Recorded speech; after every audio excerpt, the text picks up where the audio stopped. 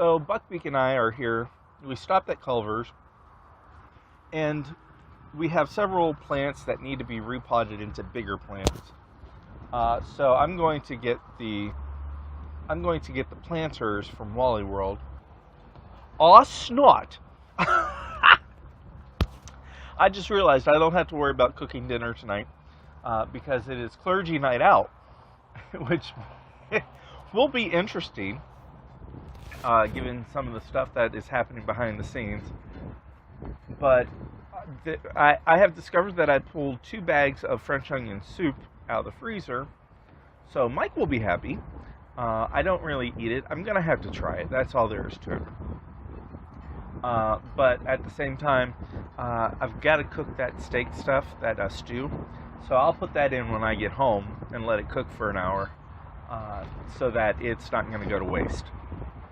The thing I was at this morning was the United Way Awards Banquet for volunteers.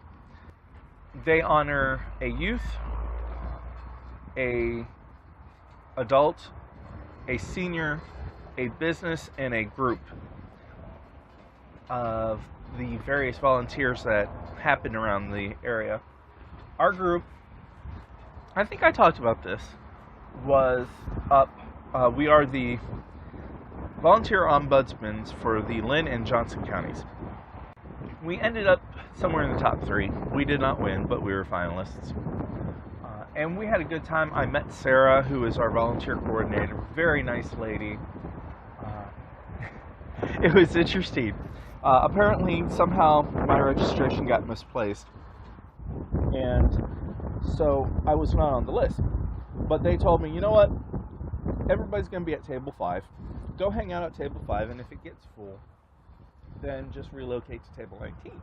By the time it was all said and done, Bill from Great American Popcorn Company, who was there with his daughter, who was up for an award, was seated at table 5.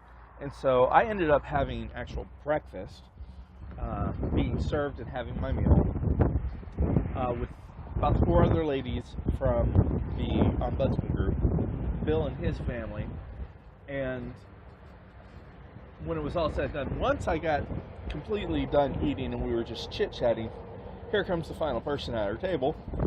So I ended up having to go to 19. And allowed me to stretch out a little bit and to do some knitting because there was nobody else at my table. They actually did encourage me to sit at some of the other tables because there were openings. But I'm like, no, this is okay. I'm fine with this. I had about 4 volunteers from the United Way sit down at the table a little bit later, and it was nice chatting with them. Actually did end up getting another plate put in front of me. Only had a little bit of the eggs. But all in all, it was a very good awards ceremony and blanket. Oh, there's a speaker beside me. I couldn't figure out where the music was coming from.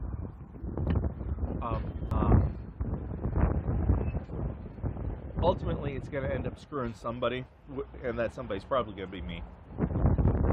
But I have to do what's right. And honestly, let me tell you people, if you ever hear the words, well, it's the principle of the matter, come out of my mouth, please, bitch slap me like Batman does to Robin on every freaking Facebook meme. I have learned that principles that you stand on is not the same thing as being right.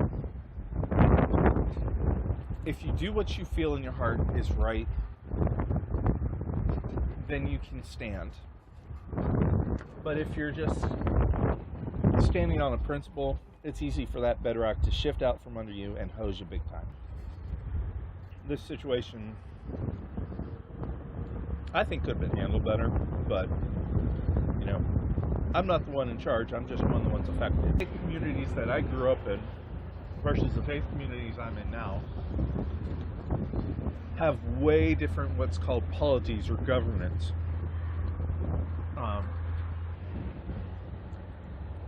Once again, mediation skills in a faith-based community, always interesting, because a lot of entrenchment happens due to what has happened in the past.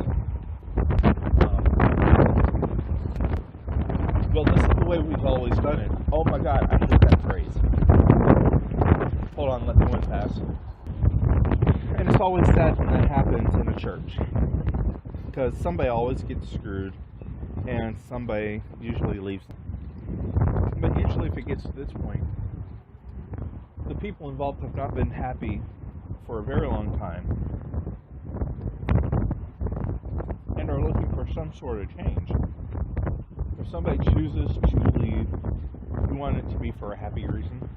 And I just realized that the microphone is right here. Son of a bitch.